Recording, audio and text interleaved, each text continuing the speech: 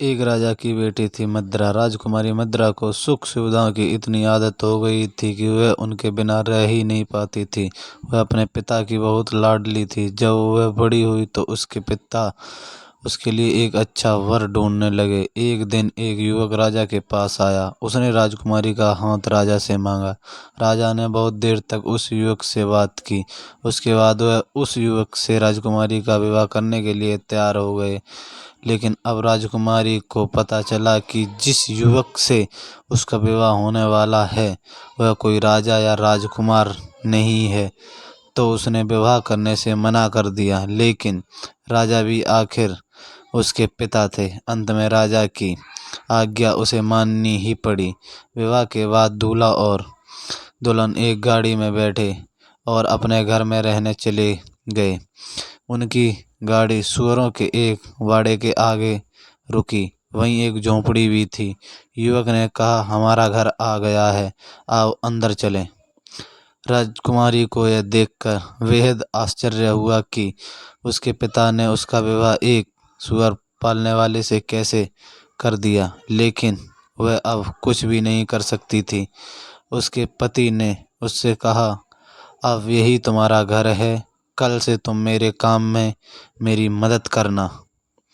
राजकुमारी को यह सोचकर भी घिन आती थी कि उसके चारों ओर सुअर घूम रहे हैं, जबकि उसके पिता आराम से वहां रह रहा था। धीरे धीरे राजकुमारी को सुअरों के बीच रहने की आदत पड़ने लगी। वह अपने पति की मदद भी करने लगी। कुछ महीने बीत गए। अब तक राजकुमारी घर का सारा काम अपने आप करना सीख गई थी, बल्कि उसे यह सब करने में मज़ा आने लगा था। एक दिन अचानक उसका पति उससे बिना कुछ कहे कहीं चला गया। काफ़ी देर तक वह वापस नहीं आया। फिर वहाँ एक बग्घी आई। देखने में यह किसी राजा की बग्घी लगती थी। बग्घी के कोचवान ने राजकुमारी मद्रा से कहा, आपको हमारे राजा साहब ने बुलाया है, आइए मेरे साथ चलिए। मद्रा अब कोई राजकुमारी नहीं बल्कि एक साधारण सुअर वाली थी। वह सोचकर डर रही थी कि राजा ने उसे क्यों बुलाया है। शायद मेरे पति से कोई गलती हो गई है। उसने सोचा। कोचवान मद्रा को एक राजमहल में ले आया। यह उस राज्य के राजा का महल था। उसे राजा के सामने बुलाया गया। उसे समझ नहीं आ रहा था कि उससे क्या भूल हो गई है।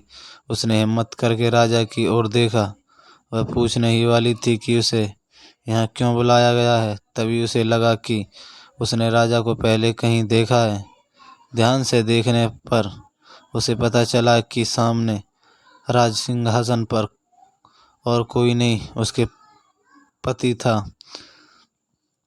उसे इस तरह राजा के रूप में देखकर मद्रा भी उसे तुरंत पहचान नहीं पाई। उसे सम्मान के साथ राजा के बराबर रखे हुए सिंहासन पर बैठाया गया।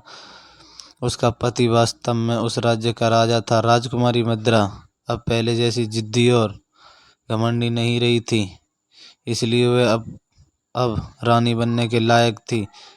अब वह समझ गई थी कि कोई भी काम छोटा या गंदा नहीं होता। यदि आप चाहें तो हर परिस्थिति में खुश रह सकते हैं।